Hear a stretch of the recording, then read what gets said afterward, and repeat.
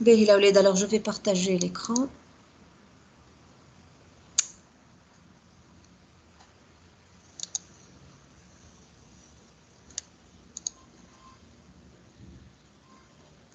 Voilà. Mais vous voyez le chapitre 2?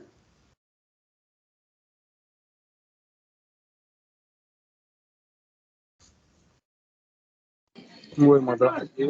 D'accord. Mais alors, on va faire la même chose pour la matière approche systémique de l'entreprise. On va laisser le TD pour la prochaine séance en présentiel et je vais passer au chapitre 2, d'accord? ربي لحظة الأولاد, il y a quelqu'un qui frappe à la porte depuis tout à l'heure. خليني نشوف شكون, لحظة واحدة.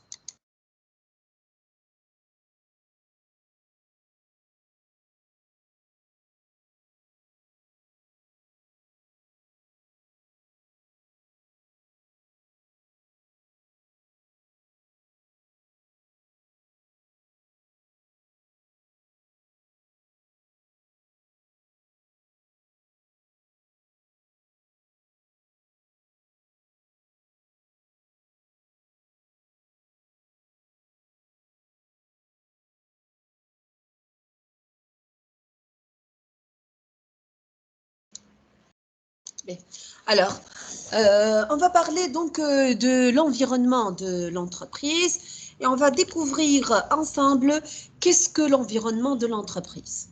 Alors, l'environnement, c'est tout ce qui entoure notre entreprise et qui est externe à l'entreprise.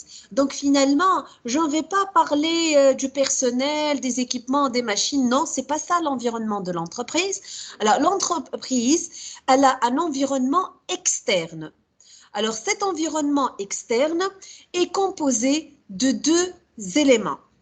On a le micro-environnement, ou il est aussi appelé environnement immédiat, et on a le macro-environnement, et on l'appelle aussi environnement général. Alors, cet environnement, c'est un environnement externe. Ou dima, j'insiste sur le terme externe, dima, dans les examens, je trouve, qu'est-ce que ça veut dire l'environnement? Et vous le personnel, les machines, les équipements. Alors, je n'en vais pas parler de l'intérieur de l'entreprise, je vais parler de l'extérieur de l'entreprise.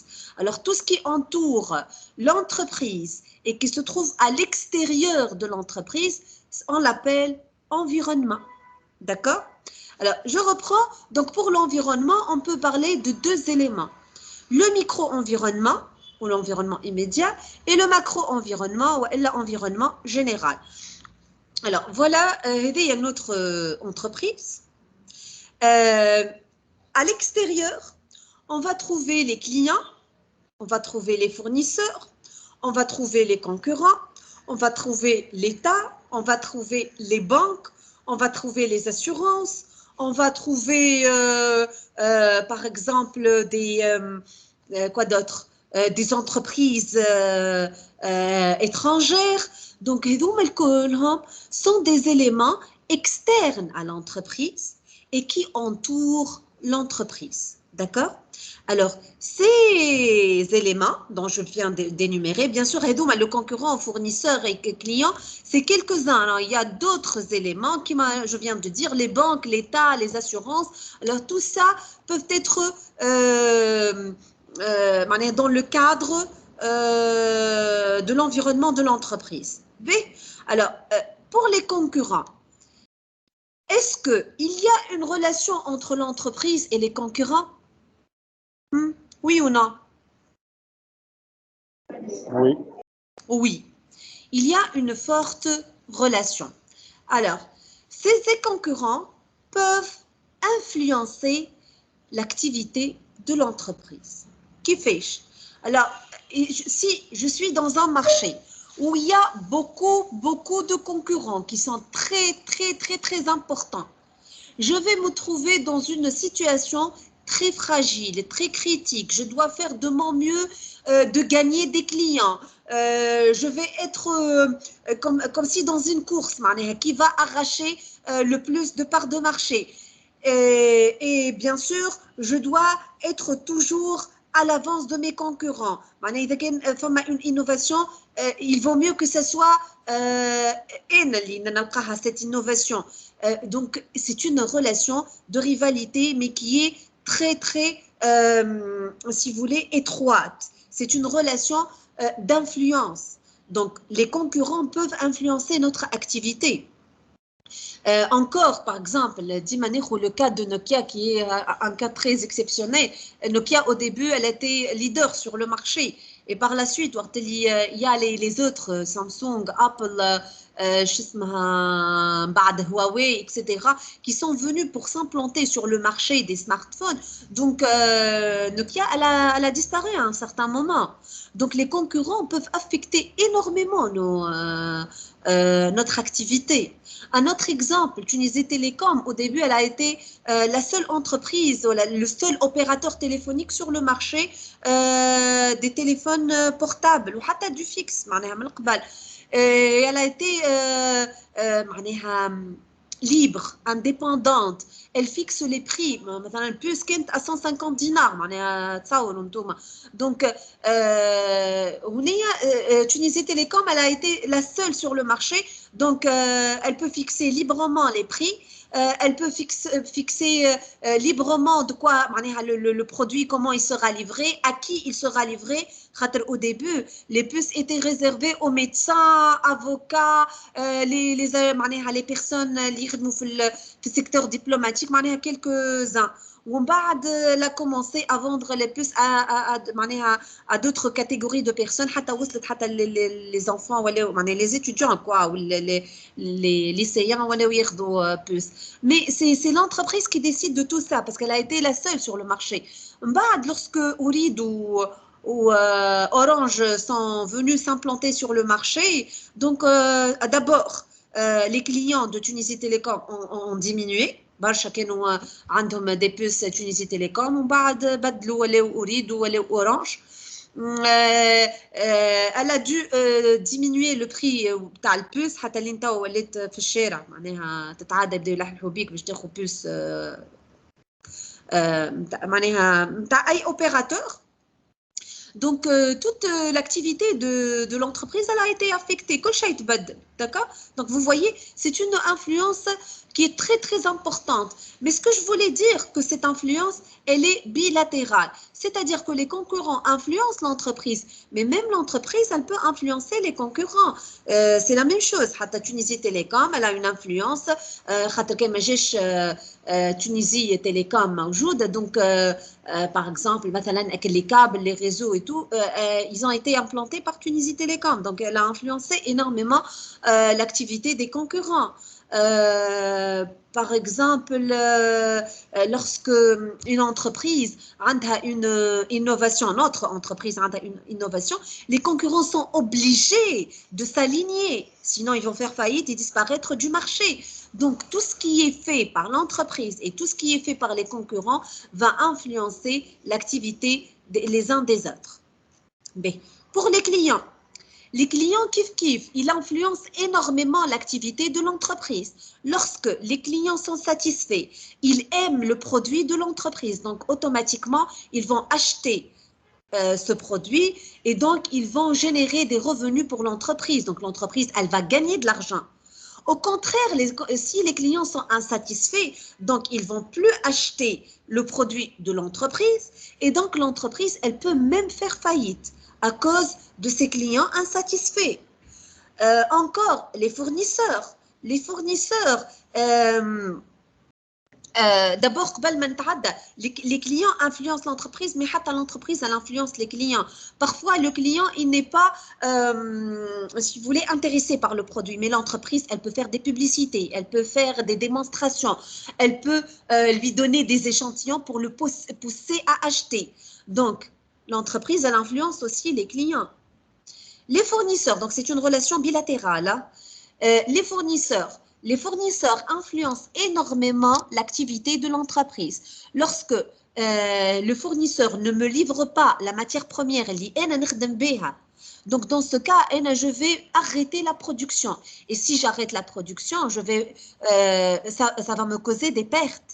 Et vice-versa, l'entreprise, lorsque elle n'achète plus le produit et la matière première de ce fournisseur, Donc aussi, ce fournisseur, il peut même faire faillite. Donc c'est une relation bilatérale. L'entreprise influence l'activité du fournisseur et le fournisseur influence l'activité de l'entreprise. Ce sont des relations qui sont bilatérales et qui sont dans les deux sens.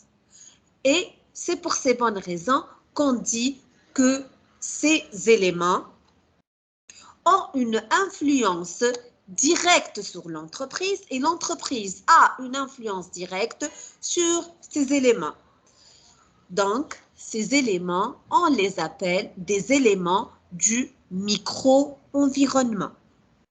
Donc, le micro-environnement de l'entreprise, c'est quoi? C'est un environnement composé d'éléments qui ont une influence directe sur l'entreprise et que l'entreprise peut aussi avoir une influence directe sur eux. D'accord? Donc, le micro-environnement est formé par les clients, les fournisseurs, les concurrents, les banques, l'État, les assurances, les associations, les syndicats. Et donc, sont des éléments du micro-environnement. On l'appelle micro parce qu'ils ont une influence directe sur l'environnement, sur l'entreprise, pardon, et l'entreprise a une influence directe sur ces éléments. D'accord? Et on va se déplacer vers un environnement beaucoup plus large qui est le macro-environnement. Et le macro-environnement, ce ne sont pas des éléments au vrai sens du mot, mais c'est un environnement qui est composé de plusieurs environnements. Ça veut dire quoi? Je vais vous dire qu'est-ce que ça veut dire. Alors, le macro-environnement est composé par l'environnement démographique. Qu'est-ce que ça veut dire l'environnement démographique? Alors, l'environnement démographique, c'est un environnement qui étudie la démographie de la population, yani le taux de natalité, le taux de mortalité, par exemple, la population, elle a augmenté, elle a diminué. هذا الكل نلقاوه في l'environnement démographique. Cet environnement démographique a une influence sur notre entreprise, mais ce n'est pas uniquement sur notre entreprise. Ce n'est pas une relation personnalisée. Il a une influence sur notre entreprise et sur les autres entreprises du même secteur. D'accord? مثلا, si jamais je suis, par exemple, là, peau douce. Entreprise peau douce. Donc, l'environnement démographique, مثلا, le taux de natalité, نسبة الولادات, si il va augmenter, donc, je vais vendre plus des couches bébés. C'est bon. Donc, c'est une influence positive. Mais ce taux de natalité il ne va pas influencer uniquement peau douce. Il va aussi influencer sur Lila. Lila Zeda, elle est en train de vendre des couches bébés. Elle peut aussi influencer sur les entreprises qui vendent le lait des bébés, par exemple. Hein. Elle va influencer sur les entreprises qui vendent des vêtements de bébés. Elle va influencer sur les entreprises qui vendent les accessoires de bébé, comme le biberon ou le sucette ou donc finalement, c'est vrai que l'environnement démographique va influencer peau douce, mais il va aussi influencer d'autres entreprises, que ce soit dans le même secteur, que ce soit dans d'autres secteurs. Donc c'est une influence qui est indirecte. يعني cet environnement démographique ما عندوش une relation directe avec notre entreprise. مش زدنا في التaux de natalité pour gagner en termes de revenus pour peau douce. معناها بالذات لا. هو en général, le taux de natalité il a augmenté. Donc احنا استفدنا من الحكايه. Donc notre entreprise elle a gagné de ce taux معناها. Mais on n'est pas les seuls gagnants. On a d'autres gagnants في l'environnement. Les concurrents ils peuvent gagner. Les autres entreprises dans d'autres secteurs peuvent gagner. Donc, c'est une influence qui est indirecte et qui peut être une influence bidirectionnelle, c'est une influence unidirectionnelle. Allez, c'est vrai que l'environnement démographique, il a influencé l'entreprise, mais l'entreprise, elle ne peut pas influencer l'environnement démographique. يعني Podous à elle seule, maintenant je me suis dit, on va augmenter le taux de natalité, parce que le fait d'avoir un bébé, c'est pas uniquement restreint à l'achat de couches. Ça y est, bébé. Non. Donc, ce que je voulais dire, que c'est une relation unidirectionnelle. Moi, je kiffe le micro-environnement. Le micro-environnement, c'est une relation directe. يعني الكونكورون تاعي باش ياثر فيا انا وانا باش ناثر في الكونكورون تاعي. Donc, c'est une relation qui est très étroite, très directe. Mon concurrent va m'influencer. Moi, je vais influencer mon concurrent, مش أي concurrent. Mon fournisseur va m'influencer et moi, je vais influencer mon fournisseur. Mon client va m'influencer et moi, je vais influencer mon client. C'est une relation très stricte, très étroite et bidirectionnelle. Par contre, l'environnement démographique, c'est un environnement général. C'est un environnement qui peut influencer l'entreprise positivement ou négativement. Alors, ça peut avoir une influence négative, hein. Mais c'est une influence qui est générale pour toutes les entreprises, enfin, pour quelques entreprises, je vais dire, hein, pour les entreprises qui sont concernées par le taux de natalité. Mais notre entreprise ne peut pas influencer le taux de natalité. Peut-être elle peut influencer les clients. Hey, elle peut faire des publicités. On a diminué le prix des couches. Allez, vous allez acheter et tout. Mais elle ne peut pas influencer le taux de natalité. Ça n'a pas de sens. D'accord? Grâce à Podous. Non, ça n'a pas de sens. Donc, c'est pour ces bonnes raisons, on dit que cet environnement, c'est un environnement général et indirect. Pardon. Je m'excuse. Et on a aussi dans le macro-environnement l'environnement économique. Alors, dans l'environnement économique, on va trouver le taux de chômage, on va trouver le taux d'intérêt, on peut trouver le pouvoir d'achat. Alors, plusieurs indicateurs de l'économie, bien sûr, le PIB, le PNB, tout ça, ce sont des indicateurs économiques. Alors, par exemple, si je prends le chômage, est-ce que le chômage peut influencer l'entreprise? Eh bien oui, parce que si le taux de chômage augmente dans une nation, dans une économie, ça veut dire que les personnes n'ont pas des revenus, ils ne peuvent pas acheter le produit. Donc, généralement, ils vont diminuer leurs achats, puisque vous avez des chômeurs. Donc, ils ne peuvent pas acheter les produits de l'entreprise. Donc, plus le taux de chômage augmente dans un pays, plus les ventes de l'entreprise diminuent. Et contrairement, si le taux de chômage diminue, ça veut dire qu'on a beaucoup de travailleurs dans ce pays et donc on a plus de ventes dans l'entreprise. Et lorsque je dis entreprise, c'est pas uniquement mon entreprise qui va gagner. Non, c'est pratiquement toutes les entreprises. Yani, plus on a des chômeurs, plus les chômeurs, ils n'ont pas de revenus. Plus ils vont délaisser plusieurs produits. Par exemple, un chômeur, مش لازم عليه ناكل ياغورت. Un chômeur, مش لازم عليه نشري حلوى. Un chômeur, مش لازم عليه نشري chocolat. Un chômeur, je n'ai pas besoin d'acheter مثلا des produits chers. Je suis chômeur, je dois me limiter juste à des produits de grande consommation, يعني خبز حاجات de première nécessité, d'accord? Donc dans ce cas, plusieurs entreprises vont être affectées par ce comportement. وقت اللي ينقصوا les chômeurs, donc on a plus de travailleurs, donc العباد عندها فلوس, donc ils vont acheter plusieurs produits, يشريوا الحليب, يشريوا الماء, يشريوا الياغورت, يشريوا des PC, يشريوا طويل, etc. Donc les entreprises quel que soit leur secteur d'activité, vont avoir plus de ventes et donc plus de revenus. Et bien pour l'économie, on a aussi l'environnement, ce qu'on appelle légal. Légal, tout ce qui est les lois, les décrets, etc. Les lois, bien sûr, influencent énormément l'entreprise, surtout lorsque l'entreprise تجي تقول مثلا نعطيكم un cas.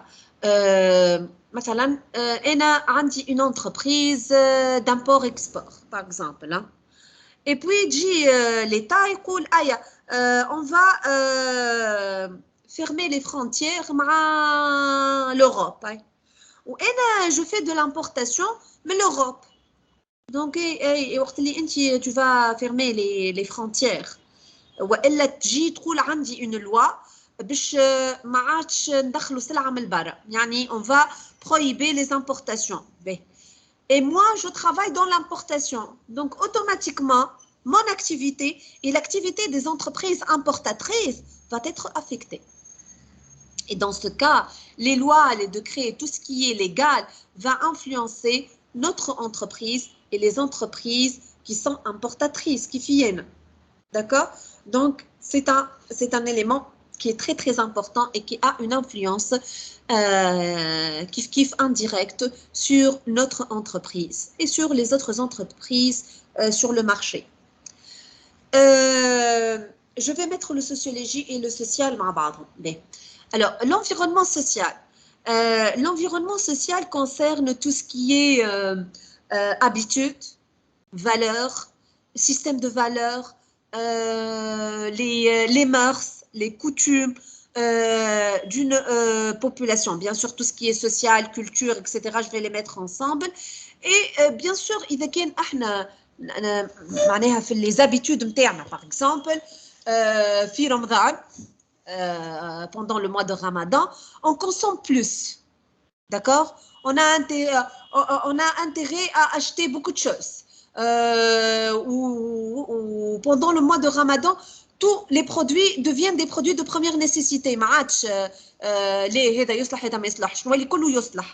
Donc dans ce cas, bien sûr, Ramadan, ça fait partie de notre culture. Hein, et puis, la consommation va augmenter. Mais ce n'est pas la consommation des produits de notre entreprise uniquement. Les autres entreprises en profité. Par exemple, une entreprise par exemple. Mais les autres entreprises, papillons et tout, vont bénéficier du mois de Ramadan. اللي يبيع في الحليب زاده، اللي يبيعوا في الياغورت، اللي يبيعوا في الحوايج نتاع الصغار خاطر بعدها عيد، اللي شنو الاخر اللي يبيع في المقرونه وفي الكلهم vont en bénéficier. Donc finalement, tout ce qui est coutume, tout ce qui est mœurs, tout ce qui est عادات وتقاليد, tout ce qui est culture, tout ce qui est système de valeurs a une influence sur notre entreprise, mais aussi sur les autres entreprises. D'accord? Donc l'environnement social va influencer indirectement notre entreprise et les autres entreprises. C'est une influence indirecte et donc l'environnement social fait partie du macro-environnement. L'environnement technologique. L'environnement technologique, c'est tout ce qui est innovation. high-tech, اللي تحبوا نتوما. Les nouvelles techniques d'information et de communication sont très très importantes pour pouvoir moderniser les machines, pour pouvoir acheter un nouveau logiciel de comptabilité qui va faciliter le calcul. Par exemple, des applications qui vont me faciliter la chaîne logistique. Le produit quand est-ce qu'il va être livré au client, à quelle date, etc. Donc c'est très bien une nouvelle technologie sur le marché. Cette nouvelle technologie, bien sûr, elle va influencer l'activité de l'entreprise. Je suis et je vais adopter cette nouvelle technologie, donc je vais faciliter mon activité. Donc je vais avoir plus de ventes, je vais être plus rapide, etc. Mais même les autres entreprises peuvent adopter cette nouvelle technologie et peuvent l'utiliser. Et dès que je vais acheter un logiciel de comptabilité qui facilite le calcul, qui facilite l'élaboration du bilan, etc.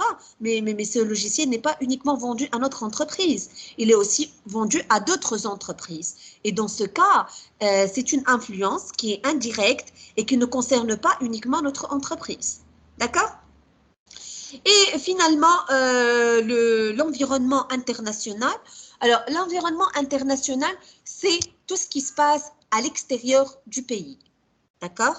Bien sûr, l'environnement international peut avoir, dans tous les cas, peut avoir une influence sur l'entreprise. Surtout, qui trouve une entreprise qui a une relation avec l'extérieur. مثلا importation, مثلا exportation. مثلا عندها هي implantée في تونس أما فما par exemple des clients qui viennent acheter des produits tunisiens. Donc dans ce cas, l'activité de l'entreprise va être affectée, mais bien sûr avec d'autres entreprises. Comme un exemple, lorsque مثلا صار la révolution de la Libye, elle a eu une très très grande influence sur les entreprises tunisiennes. Bien sûr, il y a une influence positive ou une influence négative. L'influence positive, parce qu'il y a des entreprises qui ont pu décrocher des marchés à l'extérieur. Les Libyens, ils viennent en Tunisie pour acheter en gros tout ce qui est lait, tout ce qui est produits laitiers en général, de la farine, du semoule ou ils le font avec un prix encore plus cher que le marché tunisien. Et donc, on a une entreprise qui a vu son produit qui est totalement vendu. Donc, elle a plus de revenus. D'accord? Mais en contrepartie, on a des entreprises qui font de l'exportation, par exemple, ont dû arrêter cette exportation. Ils ne pouvaient pas vendre le blé de radica en guerre ou sacra, etc. D'accord? Donc, vous voyez, donc, l'influence, elle peut être positive ou elle est négative, mais elle ne concerne pas uniquement une entreprise, mais plusieurs entreprises. Remarque, où j'insiste, Dim, chaque fois où je mets la question dans un examen, je reçois pratiquement 80% la même réponse. Donc, quand on définissait ou elle a donné une définition du micro et du macro-environnement, le micro-environnement, c'est l'intérieur de l'entreprise, le macro-environnement, c'est l'extérieur de l'entreprise. Alors, le micro ou le macro, هما des environnements externes à l'entreprise. أنا ما جبتش حتى شيء en interne. لا حكيت على employé, لا حكيت على la fonction ressources humaines, لا حكيت على machine, لا équipement, لا حتى شيء. أنا je viens de parler des clients, concurrents, fournisseurs, banques, assurances qui forment le micro-environnement et c'est un environnement externe à l'entreprise. J'ai parlé de l'environnement démographique, social, technologique, politique, légal et c'est le macro-environnement et c'est un environnement externe à l'entreprise. Donc, les deux cas, je n'ai pas parlé d'un environnement interne, j'ai parlé d'un environnement externe. Donc, le col, اسمه environnement. L'environnement est composé de deux éléments, le micro-environnement, et je viens de parler, bien sûr, oralement, et le macro-environnement. Les deux forment l'environnement externe de l'entreprise. D'accord? C'est clair? C'est bon? Ben. Un schéma que je vais montrer, il y aura les relations dans le micro-environnement. C'est bon? Je connais une question.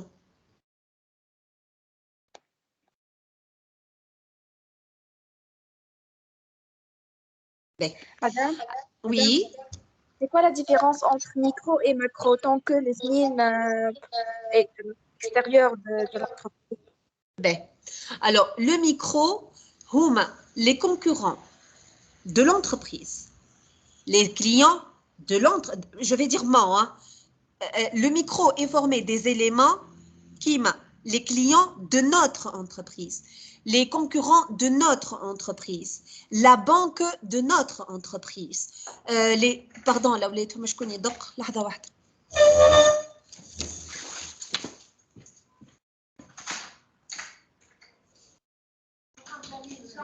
Ça va, لاباس عليك؟ وينك؟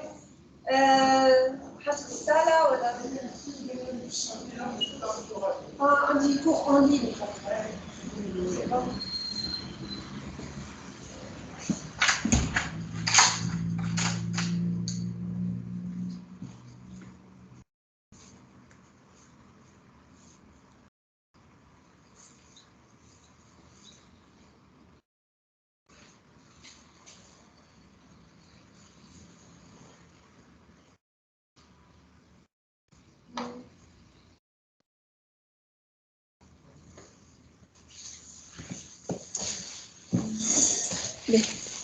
Je m'excuse, Laoulette, je reviens.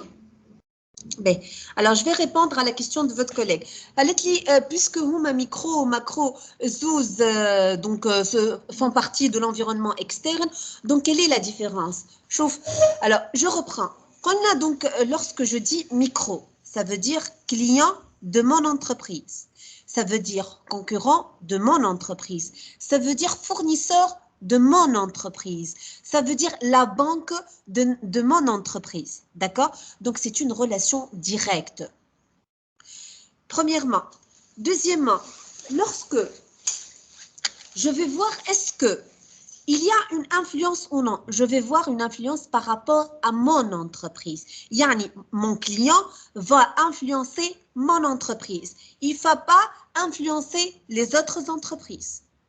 Mon concurrent va influencer mon entreprise. Il ne va pas influencer les autres entreprises.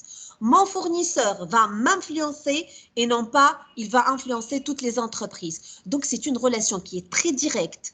واحد يأثر في واحد وديريكتومون انا كيف الكليون تاعي ما تعجبوش السلعه ويبدا انساتيسفي باش يمشي يحكي عليا انا مش باش يحكي على اكس واي وزد دونك ما عنده حتى علاقه باللي زونتر انتربريز كي يبدا ساتيسفي وعجبته البرودوي نتاعي باش يحكي على البرودوي نتاعي انا مش باش يحكي على لي زوتر انتربريز.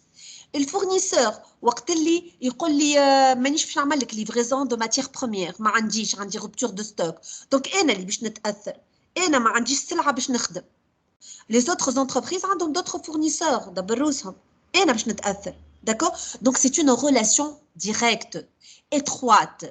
حاجه اخرى lorsque le client influence l'entreprise, mais حتى l'entreprise elle influence le client. مثلا le client ما في بالوش باش يشري. ماشي بتعدي publicité و dégustation وكادوات وكل شيء. تلزوا l'entreprise باش يشري. دونك هنايا l'entreprise هي اللي أثرت على الكليون. مثلا الفورنيسور نتاعي يحب يبيع بالغالي، نقول له انا خالي عندك مانيش شاريه، دونك يتلز باش يطيح لي في السوق. Donc, أنا أثرت على الفورنيسور نتاعي باش طيحها في السوق. Donc, je récapitule. Lorsque je parle de micro-environnement, d'abord, ce sont des éléments qui ont une relation directe, étroite avec notre entreprise. ما يهمنيش في الآخرين. نحكي على l'entreprise نتاعي. Deuxièmement, les éléments du micro-environnement influencent directement l'entreprise et l'entreprise influence directement ces éléments. C'est clair? C'est une relation très proche, très directe.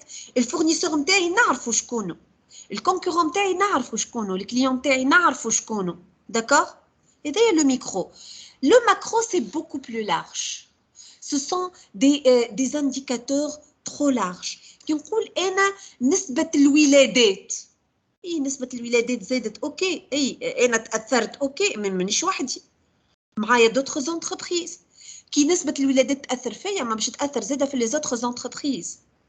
وقت اللي تجي تقول لي راني سكرت الحدود سي فغي انت اثرت فيا خاطر انا كنت نبيع في سلعتي لبرا سكرت الحدود معناها انا ما عادش باش نبيع مانيش وحدي انا في السيكتور فما دوتر انتربريز اكسبورتاتريس في الحوايج في الصبابط في لي بي سي في السمارت فون في اللي تحب انت Donc, elle a تأثرت, ok, mais زاد عندي معايا d'autres entreprises تأثروا.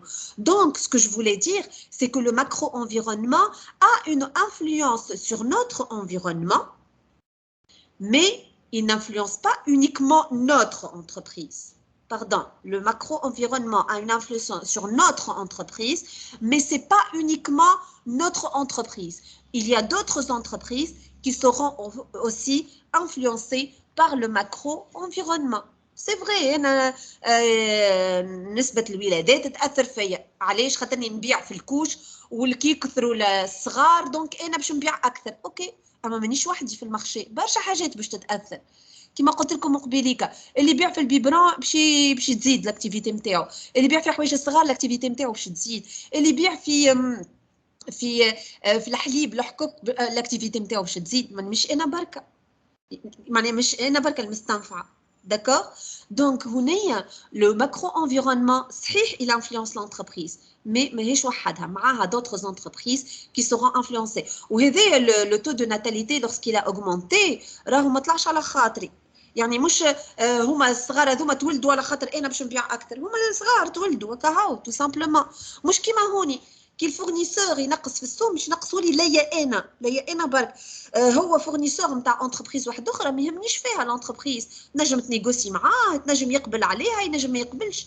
سي تو ما يهمنيش معناها انا نحكي على الفورنيسور mon propre fournisseur انا je lui ai demandé de diminuer le prix donc هو il a accepté de diminuer le prix pour moi d'accord c'est une relation directe كاين une relation personnalisée هنا لو تو دو ناتاليتي ا اوغمونتي دونك معناها نسبه الولادات زادت مش على خاطري ولا مش انا مشيت قلت لهم يا بربي زيدوا ولدوا ليه سو سون دي انديكاتور شفناهم لقينا نسبه الولادات زادت انا زدت بعت كلشي اوكي اما مانيش وحدي مستنفعه مثلا ليكونومي مانيش انا قلت بربي زيدوا في مانيش انا قلت لهم نقصوا في لي شومور هو لو تو دو شوماج il a diminué صحيح استنفعت خاطر فما برشا ناس ما كانوش يشريوا خاطر ما عندهمش سالير ولا عندهم سالير ولا يجوا يشريوا من عندي اوكي اما مش انا بركه داكا بون انا نبيع في شنو في الحليب اوكي جاو يشريوا من عندي مش من عندي انا بركه ولا يشريوا في الخبز ولا يشريوا في الياغورت ولا يشريوا في الكراهب ولا يشريوا في اكثر حوايج دونك برشا عباد استنفعت كي وقت اللي لو تو دو شوماج il a diminué. D'accord? Donc, c'est une influence qui n'est pas directe, c'est une influence qui est générale, surtout le marché. Ce n'est pas uniquement environnement économique entreprise. C'est une influence générale pour toutes les entreprises. D'accord? C'est clair? شكون مازال ما فهمش؟ Oui, madame, merci. C'est bon? وضحت الصورة؟ باهي. juste باش نوريكم لو شيما هذايا نتاع الميكرو انفيرونمون alors هذوما هذه l'entreprise نتاعنا donc elle a beaucoup de relations dans le micro environnement عندنا كيما قلنا donc les clients les fournisseurs les concurrents etc on a pu les classer les relations de l'entreprise selon 4 rubriques. On a donc l'entreprise dans le micro-environnement, elle a 4 relations. Elle a une relation de marché avec les concurrents direct ou indirect, on a عليها من بعد هذيا. عندها une relation industrielle avec les acheteurs, avec les fournisseurs, avec les sous-traitants. Elle a une relation financière avec les banques, les assurances, les actionnaires. Elle a une relation institutionnelle avec tout ce qui est institution, معناها association, organismes consulaires, les élus. Donc, on a les 4 relations qui sont établies entre l'entreprise et le micro-environnement. D'accord? يعني احنا كينا on a classé شويه les éléments du micro-environnement. يعني حطينا les acheteurs, les fournisseurs et les sous-traitants مع بعضهم وسميناها relation industrielle. On a classé tout ce qui est banque, assurance, actionnaire مع بعضهم وسميناها relation financière خاطر ما بيناتهم فلوس. Les concurrents, c'est une relation de marché. Et tout ce qui est organisme, association, syndicats, les organismes consulaires, on a appelé ça une relation institutionnelle, c'est-à-dire avec des institutions. Mais je reviens vers le terme direct et indirect. Là, alors, dans le marché, le micro-environnement, il y a ce qu'on appelle les concurrents directs et les concurrents indirects. Les concurrents هم المنافسين bien sûr, mais il y a les المنافسين اللي مباشرين والمنافسين غير مباشرين. Donc on a des concurrents directs et des concurrents indirects. Alors les concurrents directs هم les concurrents qui vendent le même produit que l'entreprise. Par exemple, أنا نبيع في نبيع في PC Dell par exemple, d'accord? Donc mes concurrents directs هما Asus, HP, Toshiba, etc. Donc toutes ces entreprises vendent le même produit que moi. ينقول produit ما نحكيش على الماركة produit.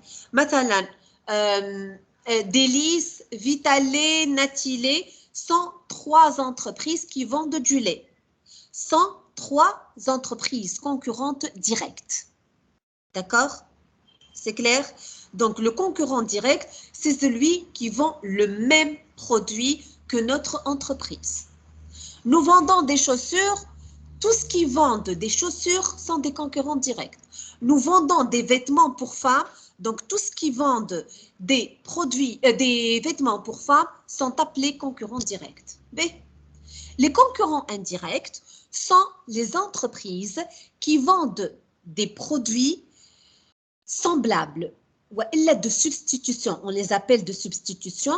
Substitution, ça veut dire on peut remplacer un produit par une autre. مثلا, on est une entreprise qui vend du café.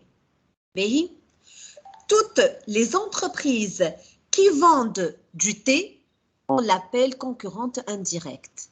Yani, les entreprises qui vendent un produit qui peuvent remplacer notre produit. مثلا, les produits substituables qui maintenant, مثلا, قهوة ou thé, le thé et le café sont deux produits substituables. Le jus et les boissons gazeuses sont deux produits substituables. واحدة تعوض الأخرى. Les gâteaux et les biscuits sont deux produits substituables. D'accord? Donc, les concurrents indirects sont les concurrents qui vendent les produits de substitution. يعني اللي يعوضوا le produit interne. Je suis une entreprise qui vend des des شنو اللي نجم يعوض الآخر. Par exemple, on va dire quoi? Du sucre, par exemple. D'accord? Donc, les entreprises qui vendent du glucose, du saccharine, sont des concurrentes directes. Indirectes, pardon, indirectes. Je suis en train de vendre, par exemple, des produits de substitution. Des chaises. D'accord? Je suis en train de vendre des chaises. Alors, toutes les entreprises qui vendent des tabourets, des petites chaises, donc les chaises basses, sont des concurrentes indirectes. Donc, أي حاجة نجم تعوض البرودوي نتاعي اللي يبيع فيها يتسمى concurrent indirect. Ça va? Environnement, un macro-environnement, حكينا عليه donc tout à l'heure. Les caractéristiques de l'environnement.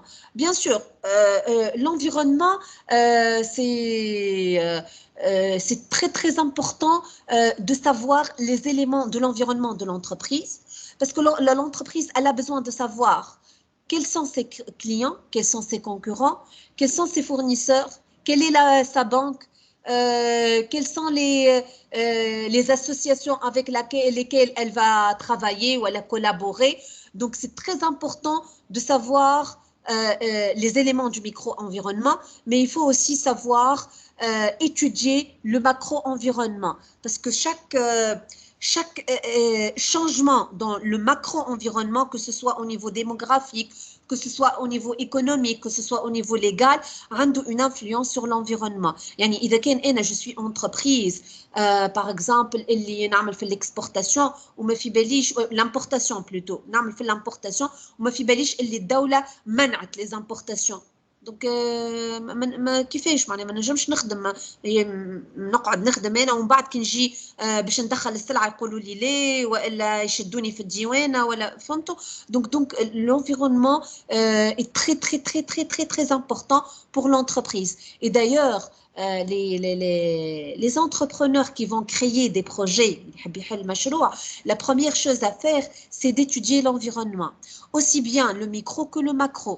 يعني le jour où je vais penser à faire mon propre projet, la première chose à faire قبل ما نحل وقبل كل شيء راهو نقول tiens باهي est-ce que l'environnement économique est favorable? Est-ce que l'environnement démographique est favorable? Est-ce que l'environnement social est favorable? Est-ce que l'environnement international est favorable? Donc, je dois être sûr que je suis dans un environnement favorable.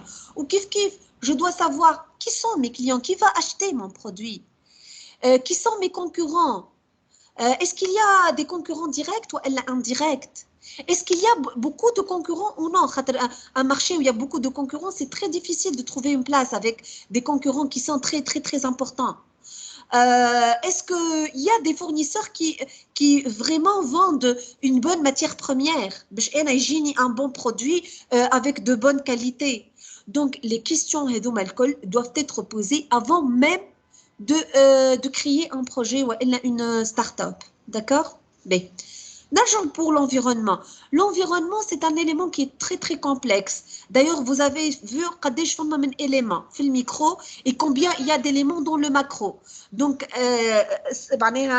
mettez-vous à la place de l'entreprise. Donc, l'entreprise, elle a beaucoup de relations à gérer avec les concurrents, avec les fournisseurs, avec les clients, avec les banques, avec les assurances, avec l'environnement macro. Donc, c'est très compliqué de gérer assez de relations dans un environnement qui est très complexe. D'accord? Et ce qui rend aussi l'environnement complexe, c'est qu'il y a d'autres facteurs qui sont très importants et qui doivent être pris en compte. Alors, je vais commencer par les mutations technologiques. Alors, les mutations technologiques influencent énormément l'entreprise et pour ces bonnes raisons que l'entreprise doit être toujours à l'écoute des innovations. Allez, je suis sur le marché, les entreprises qui ne s'adaptent pas doivent s'écarter du marché. Ou كيما ونعاود نقول l'exemple type pour moi c'est Nokia. علاش على خاطر Nokia c'est un cas qui est بالحق معناها c'est un cas qui est très bizarre مش bizarre dans le sens لي على خاطر Nokia dès le début elle a été le leader sur le marché leader معناها la première يعني اللي عندها أكثر كليونات ليش معناها leader Nokia elle a été le leader sur le marché elle avait beaucoup de clients elle a une stratégie très réussie elle a gagné beaucoup d'argent elle a excellé في الدومين نتاع les téléphones portables etc. Et par la suite, elle a été avertie. قالوا لها يا نوكيا il faut faire attention, il faut mettre des innovations sur le marché. Il y a beaucoup d'entreprises qui sont apparues avec une nouvelle technologie. Il y a ce qu'on appelle les smartphones et tout. Et elle a résisté. Elle n'a pas voulu accepter le changement. Elle a résisté. Elle a eu une très grande confiance en ses produits au point qu'elle n'a pas voulu adapter la technologie. D'accord ? Donc, Ouneya, elle a fait faillite et elle a disparu du marché où elle est revenue récemment, Tawa, et encore, elle n'a pas pu reprendre sa place. Elle n'est pas leader sur le marché des smartphones. Mais sur le marché des smartphones, la première étape, elle est entre iPhone, Samsung et Huawei. Bon, Oppo, وصلت à un certain moment, طلعت, mais Tawa عادت هبطت. Mais les trois premières classes, عندنا ايفون سامسونج et Huawei bien sûr des hauts et des bas كل مرة واحدة تطلع والأخرى تهبط mais Nokia elle ne figure pas parmi les trois premières classes d'accord donc les mutations technologiques sont très importantes donc pour une entreprise on a deux solutions soit l'entreprise elle devance la technologie je معناها elle devance la technologie تكون هي اللي خلقتها la nouvelle technologie هي اللي جابتها D'accord? Donc, elle est la première à créer cette nouvelle technologie et donc les concurrents sont obligés de suivre cette entreprise. Donc, dans ce cas, elle est leader et les autres, on les appelle suiveurs. Il y a un deuxième cas. Tu n'es pas le leader, tu n'as pas innové, tu n'as pas trouvé cette innovation, mais tu peux calquer cette innovation. Yani, mon concurrent, il a trouvé une nouvelle innovation. Et pourquoi pas ne pas l'adopter? Et عتشبي هو لقاها اوكي مي انا نتبع عليه ونتبع عليه خير من اللي ترسي لي عملت فايت وخرجت من المارشي كاريمون. D'accord? Donc, les mutations technologiques sont à prendre en considération pour ne pas se trouver out du marché. Et dans ce cas, même si je ne suis pas le leader et c'est pas moi qui a trouvé cette nouvelle technologie, je l'adopte, je fais une formation ou un recyclage pour le personnel, باش ديما نقعد pas معناها sur le marché. Je ne quitte pas mon marché. D'accord? Mais, deuxième élément de complexité sur le marché, le développement de la concurrence. Alors, le développement de la concurrence, ça rend l'environnement plus complexe. Parce que, mettez-vous à la place de l'entreprise. Un exemple, Tunisie Télécom. La situation pour Tunisie Télécom, lorsqu'elle a été la seule sur le marché, n'est pas la même situation lorsque deux opérateurs téléphoniques sont apparus. Lorsque Tunisie Télécom elle a été sur le marché, la seule, on appelle ça cette situation monopole. Monopole, tu es le seul sur le marché. Alors, lorsque Tunisie Télécom elle a été la seule sur le marché, ou d'ailleurs je viens de parler de cet exemple, elle avait un très grand pouvoir fichnoa, fixation du prix. Elle avait tout le marché, tous les clients achètent de Tunisie Télécom, il n'y avait pas d'autre choix, d'accord? Elle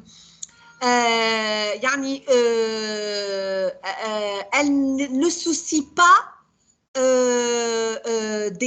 des autres entreprises. يعني تقول هي أنا je suis la seule sur le marché, donc مانيش خايفة, ما عنديش من شكون باش نخاف.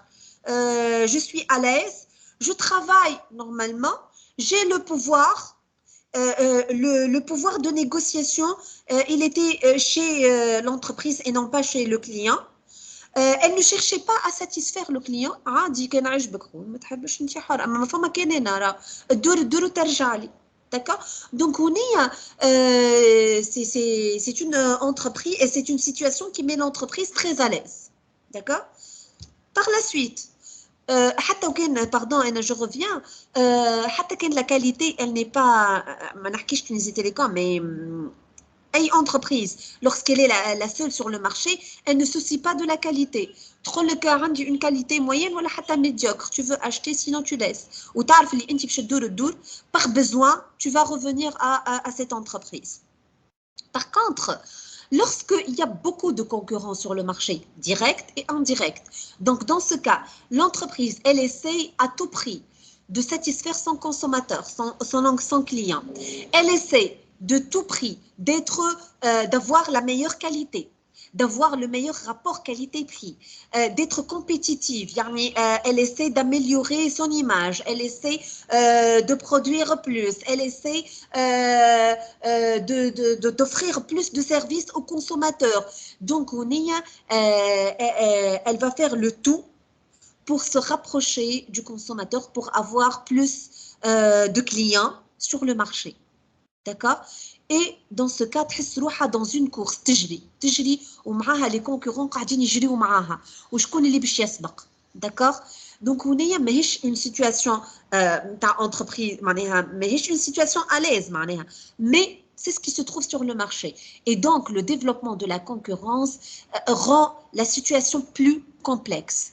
D'autant plus يا الاولاد وقت اللي باش نحكيو على الموندياليزاسيون, d'autant plus que les concurrents ne sont plus des concurrents nationaux uniquement, mais aussi les concurrents étrangers. Lorsqu'une entreprise étrangère vient s'implanter en Tunisie, où les entreprises tunisiennes sont très fragiles, مانيش des grandes entreprises bien structurées, etc.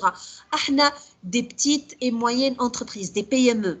Donc, chaque fois où des concurrents étrangers viennent s'implanter sur le marché, c'est un risque pour les entreprises. Donc, علاش حلينا les frontières خاطر c'est la mondialisation. خاطر on peut pas travailler en autarcie نسكروا على رواحنا ونحلوا des entreprises tunisiennes هكا ما نجموش خاطر فما des conventions qui ont été signées avec le GATT ومن بعد جات l'OMC ومن بعد جاو d'autres institutions internationales qui nous obligent d'ouvrir l'espace, les entreprises étrangères pour s'implanter. كما احنا عندنا des entreprises tunisiennes qui se sont implantées à l'étranger. معناها احنا نقولوا les entreprises نتاعنا يا برا وحلوا لبرا واحنا ما نحلوش les étrangers ما نجموش. Donc ce sont des conventions, des clauses qui sont signées par plusieurs parties. Donc, chaque fois où une entreprise étrangère vient s'implanter en Tunisie, c'est un risque les entreprises tunisiennes, surtout les entreprises qui ne sont pas bien structurées. اللي مهلهله هي بيدها مهلهله وجايتها واحده اقوى منها باش تزاحمها. Donc, تصوروا la situation. D'accord? Et d'ailleurs, il y a beaucoup d'entreprises qui ont été obligées de fermer. À la khater, la concurrence étrangère, elle a été très rude ou elle n'a pas pu la supporter. D'accord? Ce que je voulais dire dans ce cadre, c'est qu'au début, lorsqu'on a signé les conventions pour que des entreprises étrangères viennent s'implanter en Tunisie, on a mis une clause. Les entreprises tunisiennes doivent faire des programmes de mise à niveau. Je m'en ai à des programmes de mise à niveau. Il fallait revoir la stratégie, il fallait revoir l'infrastructure de l'entreprise, il fallait revoir le personnel, les ressources humaines. Ou d'ailleurs, dans ce cadre, Bacha des entreprises, elles ont fait des programmes pour faire des cycles de formation du personnel, pour acheter de nouveaux moyens, qui m'a les équipements, les machines, etc. Elles ont reçu des subventions de l'État. باش كي يدخلوا هذا الكل ده c'est dans le cadre des conventions قبل ما تدخل la concurrence étrangère. Bien sûr, tout ça c'est pour bien structurer l'entreprise tunisienne باش وقت اللي تدخل la concurrence étrangère تبدا au moins عندهم شويه force معناها وكل. Et avec ça on a vu disparaître plusieurs entreprises على غالب. On n'est pas très compétitive الحقيقه ما نجموش رواحنا مع les entreprises étrangères. Les entreprises étrangères عندهم les moyens financiers لاباس عليهم عندهم الفلوس عندهم les moyens techniques يجيب لك une machine très très sophistiquée من برا يجيب لك des équipements très modernes يجيب لك des logiciels طياره على الاخر واحنا ما عندناش les moyens الحقيقه on n'a pas les moyens pour acheter des équipements très modernes وكل donc finalement نلقاو une entreprise في نفس السيكتور اللي أنا نعمله في شهر هي تعمله في جمعة. عندها une capacité de production énorme. ساعات تجيب des directeurs وإلا des responsables qui sont très très compétents. اللي احنا ساعات فما des spécialités مثلا ما عندناش في تونس. Et en même temps ils vont gagner le coût qui est très médiocre de la main-d'œuvre tunisienne بالنسبة par rapport اليوم هما راهو معناها أنت كي تمشي تحل une entreprise في تونس علاش حسب رايك ما باش تربحك le coût de la main-d'œuvre خاطر احنا نخدموا بالرخيص d'accord بالرخيص مش dans l'absolu بالرخيص par rapport à l'étranger d'accord donc هما de tous les côtés. Donc, une entreprise étrangère qui vient s'implanter en Tunisie, elle est gagnante de tous les côtés. Qui fait? Elle a des équipements qui sont très modernes, très sophistiqués. Elle a des cadres très compétents. Et en même temps, elle est implantée en Tunisie pour gagner en termes de coût de la main-d'œuvre, qui est très bas par rapport à l'étranger. D'accord? Donc, en contrepartie, des ressources, on n'a pas des ressources financières. On n'a pas vraiment des équipements très modernes. ساعات حتى تلقاه شاري des équipements occasion معناها juste pour pouvoir démarrer. et puis هذيك هو معناها احنا خاطر نخلصوا بالدينار دونك هو باش يخلص بالدينار دونك احنا on peut pas apprécier le coût de la main d'œuvre qui est assez bas بالنسبه لي هو assez bas بالنسبه لينا احنا نقول احنا والله les salaires sont très hauts. Et على غالب نلقاو روحنا في situation non on n'est pas معناها on n'a pas le pouvoir de se mettre sur le même pied d'égalité qu'une entreprise étrangère. On n'est pas très compétitif finalement. D'accord? Voilà la mondialisation qui a permis l'ouverture des frontières. Qui a facilité l'entrée des entreprises étrangères, qui a favorisé la concurrence internationale, et puis la mondialisation aussi, elle a permis l'échange de biens et de services. Et bien sûr, cet échange, il est à double facette. D'abord, lorsque on parle d'exportation, yani les entreprises tunisiennes vont vendre des produits tunisiens à l'étranger. Donc, ça va favoriser l'économie tunisienne. Ou qui m'a dit l'économie, l'exportation, elle améliore l'économie. Par contre, les importations nuisent à l'économie tunisienne. Donc, avec Ali, je crois que c'est à double facette, puisque on a de l'exportation, on a des entreprises exportatrices, on a des entreprises qui sont totalement exportatrices, c'est-à-dire elle n'a pas le droit de vendre en Tunisie, d'accord? Ou on a des entreprises partiellement exportatrices, c'est-à-dire elles vendent une partie de leur production à l'étranger ou une partie en Tunisie. Bien sûr, il y a des lois, mais il y a des lois qui fait elle va vendre à quelle quantité, etc. Bref, donc la mondialisation, puisqu'elle a ouvert les frontières, donc chaque fois où il y a l'exportation, donc c'est très bien, c'est la bonne facette. Et on voit l'économie qui va s'améliorer.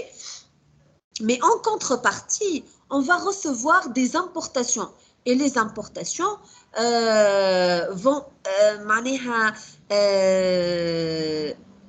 vont être achetées avec des devises. Et chaque fois où il y a une dépense de devises, il y a une certaine nuisance au niveau de l'économie tunisienne. D'accord? Mais à part l'économie, si je parle d'échange et d'importation, c'est qu'il y a des produits parfois qui ne sont pas fabriqués en Tunisie. On a le sur le marché grâce à la mondialisation des échanges. D'accord? مثلا des produits qui auparavant on les produisait pas. Comme le manga là la mangue, le manga. Auparavant, on n'a pas la culture de la mangue. D'accord? Donc, chaque fois où nous voulons consommer du mangue, il fallait faire des importations. D'un coup, c'est une importation qui nuit à l'économie, mais de l'autre côté, c'est un produit qui n'était pas sur le marché tunisien et il est موجود sur le marché tunisien. C'est un plus pour le consommateur. C'est un moins pour l'économie, mais c'est un plus pour le consommateur. Il y a le manga sur le marché tunisien. D'accord? Mais à propos, le mangue, on a la culture de la mangue في تونس. On n'avait pas. D'accord? Kif l'avocat. L'avocat, auparavant, il n'y avait pas la culture de l'avocat en Tunisie. Tawa, on commence à faire de l'avocat en Tunisie. كيف البنان bon مش البنان الكبير البنان الصغرون auparavant il y avait pas la culture des bananes en Tunisie mais توا فما la culture du banane mais مش معناها البنان خاطر فيه يفرق دونك البنان الصغرون هذاك ولو يصنعوا فيه في تونس يزرعوا فيه في تونس كوا مش يصنعوا d'accord donc راني قلت لكم la mondialisation mais علاش حكيت على الموندياليزاسيون parce que c'est un élément qui rend l'environnement encore plus complexe, d'accord? Et bien sûr à ce niveau, il fallait avoir des entreprises compétitives pour pouvoir survivre sur le marché. Le changement de rapport entreprise-consommateur, alors, auparavant, l'entreprise, qu'est-ce qu'elle fait? Elle s'adresse à l'usine, elle fabrique un produit, elle le met sur le marché et le consommateur, il est obligé de consommer ce produit. D'accord? Mais par la suite, c'est le cas contraire qui se produit. Alors, qui fait? L'entreprise, elle s'adresse à l'usine pour fabriquer. Elle s'adresse au consommateur et va lui demander quels sont ses besoins. Qu'est-ce qu'il veut? Qu'est-ce qui lui manque? Quels sont ses désirs? Qu'est-ce qu'il souhaite? D'accord? Donc, une fois qu'elle a compris le besoin de son consommateur, les désirs de son consommateur, qu'est-ce que le consommateur cherche? À ce moment-là, elle peut revenir vers son usine et fabriquer le produit qui convient au consommateur. Donc, l'entreprise ne peut plus fabriquer un produit au hasard, arbitraire. C'est un produit qui répond aux besoins du consommateur. Pourquoi? Parce que le consommateur est devenu plus exigeant. Il n'achète plus ce qu'il trouve sur le marché. Il devient plus zappeur. Il zappe d'une marque à l'autre. Aujourd'hui, il achète la marque X. Demain, il achète la marque Y. Après, demain, il achète la marque Z. Il n'est plus très fidèle, le consommateur. Et d'ailleurs, à la fidélité, on parle de multifidélité. Parce que le consommateur, le même consommateur, il achète le même produit de 3-4 marques. عادي. يشري لك اليوم شانيل غدوه يشري لك من عند إيف سان لورون بعد غدوه يشري لك من عند Guess عادي. Donc c'est un consommateur qui est très exigeant, c'est un consommateur qui est très informé, de plusieurs informations, il entre sur internet, il chauffe la meilleure marque avec le prix le plus bas, le meilleur rapport qualité-prix. Il cherche par exemple le produit le plus disponible. Il يرجع sur le marché et il va acheter le produit qui lui convient. D'accord? Donc, finalement, l'entreprise, elle n'est plus capable de fabriquer le produit qui lui convient. C'est-à-dire un produit à moindre coût, ou un produit avec une qualité moyenne. ليه؟ مش على كيفها، ما عادش على كيفها، ولا على كيف الكونسوماتور. Donc je récapitule. La relation entre l'entreprise et le consommateur n'est plus la même. Auparavant, le pouvoir était chez l'entreprise. L'entreprise passe main, on est obligé d'acheter ce que l'entreprise fabrique. On est obligé. Allez, d'abord, parce que il n'y a pas suffisamment de concurrents. Ça a une ou deux entreprises qui vendent le même produit uniquement. Il n'y a pas beaucoup de concurrents. Deuxièmement, auparavant, il n'y avait pas la concurrence étrangère. Troisièmement, parce qu'on était moins informés. À part l'entreprise X, je ne peux pas savoir qui vend le même produit. Je ne peux pas savoir parce que je n'ai pas un moyen de m'informer. D'accord? Peut-être peut-être le vendeur, peut-être un collègue. وشوف يعطيني l'information صحيحة شوف ليه راهو ما نعرفش. Mais il n'y avait pas autant d'informations qui m'a fait l'internet. Donc, je n'avais pas d'informations. Donc, اللي باش نلقاه باش نشريه ونروح على روحي. عجبني ما عجبنيش ما نعرفش. D'accord? Tawa, c'est pas le même cas. Au contraire, c'est l'entreprise c'est le consommateur qui a le pouvoir. Donc, l'entreprise est obligée de voir ce qui m'intéresse, ce qui me plaît. Elle va fabriquer ce produit et elle va l'offrir sur le marché pour que le consommateur l'achète. D'accord? Et on voit un changement dans le rapport entreprise-consommateur. Il y a des entreprises qui ne fabriquent plus arbitrairement. Un site, تدخل انت على le site de l'entreprise ou elle a une application. Tu choisis la forme, tu choisis les couleurs, tu choisis la taille, tu choisis le design. تخرج لك une photo complète du produit que tu choisis. Tu cliques, يوصل l'entreprise, elle fabrique le produit اللي انت طلبته بالذات. C'est une fabrication personnalisée. ومن بعد انت tu reçois le produit que tu as fabriqué virtuellement. Alors هذه عملتها نايك وعملتها لوفيس. D'accord, bon, مش في تونس, mais ailleurs, c'est une application. تدخل sur les applications, تختار انت ايش تحب ويجيك le produit كيما انت تحب عليه. انت tu produis le produit virtuellement. وهما ils vont faire la conception ويوصل لك le produit كيما انت تحب عليه. فما زاده entreprise تقريب نايك, mais je suis pas sûre, hein. تدخل dans la boutique ou la plateforme. Tu enregistres تعمل un enregistrement sonore. حاجة تقول أي حاجة vocale. باهي. Alors, à partir de ce message vocal, l'entreprise, elle va fabriquer un produit personnalisé. علاش؟ على خاطر سبحان الله, chaque personne a un timbre très particulier qui ne ressemble pas le timbre d'une autre personne. Timbre vocal, نحكي, يعني التمبر نتاع صوتي أنا différent من التمبر نتاع صوت نعرفش خولة, différent من التمبر نتاع صوت أحمد, محمد, علي, اللي تحبوا نتوما. حتى تمبر نتاع صوت ما يشبه للصوت الآخر, حتى واحد, سبحان الله. Donc, cette entreprise, elle a pensé à traduire le timbre de chaque personne en un produit. Donc, l'application ou les boutiques, tu enregistres un petit message vocal.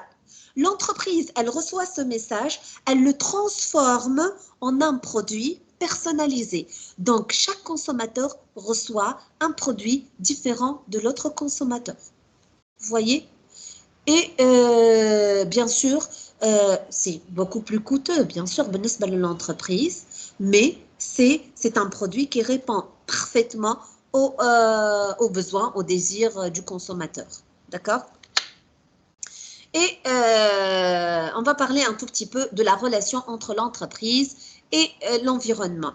Alors, pour l'entreprise, elle va trouver deux composantes ou bien deux stratégies,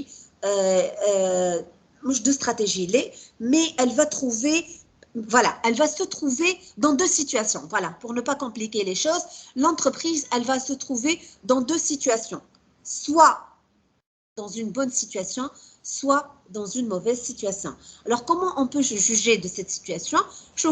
L'entreprise, elle va analyser son environnement.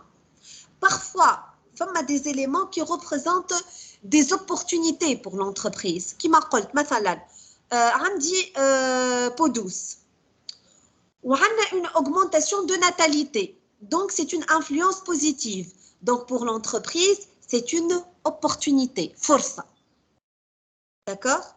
Mais le cas contraire, je suis une entreprise de luxe, bien des produits de luxe, des parfums par exemple. Et puis, je me suis implantée dans un pays où il y a beaucoup de chômeurs. Les chômeurs, donc, un pays où il y a beaucoup de chômeurs, donc ils n'ont pas beaucoup d'argent. Donc, le pouvoir d'achat est très bas. Donc, est-ce que ces chômeurs vont penser à acheter du parfum de luxe très cher? Non. Donc, dans ce cas, le chômage, c'est une menace pour cette entreprise. D'accord? Donc, je récapitule. Une entreprise dans un environnement peut trouver des opportunités et peut trouver des menaces.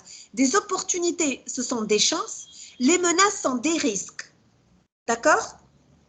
Et ça dépend de la situation de l'entreprise, ça dépend du produit vendu par l'entreprise, ça dépend de beaucoup de choses là. D'accord? Une menace pour une entreprise, moi, nécessairement une menace pour toutes les entreprises là. D'accord? Une chance, voilà, une opportunité pour une entreprise, mouche nécessairement une chance pour toutes les entreprises. Yani, chaque entreprise doit faire une étude, doit évaluer les opportunités qui se trouvent sur l'environnement et les menaces qui se trouvent sur l'environnement. D'accord? B. Alors, dans ce cas, l'entreprise, elle fait une étude des opportunités et des menaces. Les opportunités, par exemple, une nouvelle législation favorable pour stimuler la demande. مثلا l'État dit TVA, il n'y a plus de TVA, vous achetez tout ce que vous voulez sans TVA, d'accord? La TVA est égale à 0, par exemple. Hein. Donc cette législation, elle encourage les clients à acheter les produits. Et dans ce cas, je peux vendre plus et donc je peux gagner plus. Donc c'est une opportunité. B. Par exemple, j'ai une entreprise du même secteur ou un secteur différent, étrangère ou nationale, et elle me propose de faire des partenariats. Par exemple, là, on va fabriquer ensemble des produits.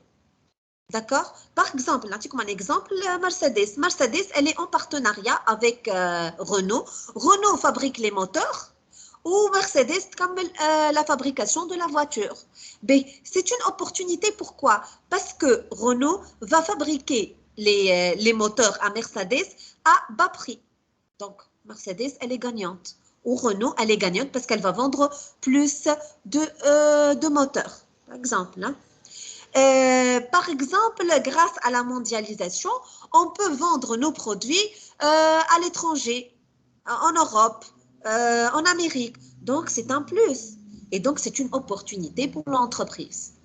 Par contre, lorsque le nombre de concurrents augmente, مثلا انا ما نعرفش on va dire بودوس ولا معايا ليلا معايا l'entreprise X معايا l'entreprise Y et chaque fois il y a une entreprise qui apparaît donc la concurrence augmente donc c'est une menace pour moi ملي كنت انا عندي la moitié ولا tout le marché من بعد ولا عندي la moitié du marché puis j'ai le quart du marché من بعد وليت عندي quelques clients هكاها donc c'est une menace c'est un risque.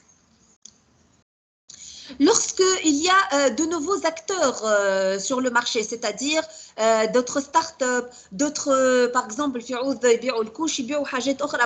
les couches culottes, c'est une menace pour l'entreprise. Par exemple, si par exemple l'État elle complexifie le niveau légal, pour ouvrir une entreprise, ça c'est le cas de la Tunisie. Il fallait faire tout un dossier, il fallait aller aux recettes des finances, c'est une tâche administrative très, très, très complexe. Donc, c'est une menace. Je veux créer mon propre projet, je veux avoir ma propre entreprise. C'est une menace pour moi lorsque l'État, elle complexifie le dossier juridique et administratif. La conjoncture économique, par exemple, lorsque l'économie cesse dans un pays, معناها plus de chômeurs, معناها moins de pouvoir d'achat, معناها moins de PIB, etc. Donc, c'est une menace pour l'entreprise. Et les changements qui affectent l'obsolescence des produits actuels. Par exemple, un produit qui est assez ancien, نبيع فيه كيما نوكيا téléphone portable et après il y a les smartphones. Les tablettes, les smartphones beaucoup plus innovants, 4 caméras, 5 caméras. Donc, je suis obligée soit de suivre, soit disparaître du marché. Et chaque fois où il y a une innovation, c'est une menace. Out. Et je dois décaisser de l'argent pour faire des innovations, pour rester sur le marché. Donc, c'est une menace. Dans ce cas, les stratégies de l'entreprise. L'entreprise, dans ce cas, elle a le choix, soit ignorer les modifications de l'environnement. Donc, innovation جديدة, concurrent جديد, peu importe tout ce qui se passe sur le marché ne l'intéresse pas. Elle ignore les modifications de l'environnement et dans ce cas, elle ne réagit pas. Elle s'en fout de tout ce qui est modification sur l'environnement. Ça ne l'intéresse pas. On appelle ça une absence de stratégie particulière. Donc, lorsque l'entreprise ne réagit pas aux modifications de l'environnement, on appelle ça absence de stratégie. Lorsque l'entreprise fait face aux évolutions défavorables, aux menaces, chaque fois où il y a un nouveau concurrent, elle essaie de trouver une solution. Chaque fois où il y a un nouveau acteur sur le marché, elle essaie de trouver une solution. Chaque fois où il y a une innovation sur le marché, elle essaie de trouver une solution. On appelle ça une stratégie défensive. Elle joue le rôle de la défense. الدفاع على روحها donc كل ما فما حاجه جديده الدفاع على السيتوياسيون نتاعها c'est une stratégie défensive. Et lorsque l'entreprise هي qui anticipe les évolutions, هي qui crée l'innovation, elle essaie de trouver voilà, d'apporter de nouveaux changements à son produit, à son entreprise, à la qualité, etc. Donc on dit que l'entreprise a une stratégie offensive. هي الأولى اللي تبدأ بالحكاية, هي le leader. Donc c'est une stratégie offensive. D'accord? Qui n'a pas compris? يا اما تعمل روحها ما في بالهاش دونك ما فماش استراتيجي, يا اما كل ما فما حاجه جديده تحاول باش تدافع على السيتوياسيون تاعها سي اون استراتيجي ديفونسيف, يا اما هي اللي تطلع بالحاجات الجدد وتتسمى اون استراتيجي اوفنسيف. سي كلير؟ كي n'a pas compris. On a terminé le chapitre 2 de l'approche systémique de l'entreprise. Ça va? Qui a une question par rapport à l'environnement de l'entreprise? Non. C'est bon? C'est bon? Oui, ça va. C'est clair? C'est clair. Bien. Alors, à la semaine prochaine, Inch'Allah, نتقابلوا en présentiel. Inch'Allah. Inch'Allah. Ok, au revoir. Au revoir. Bye bye, la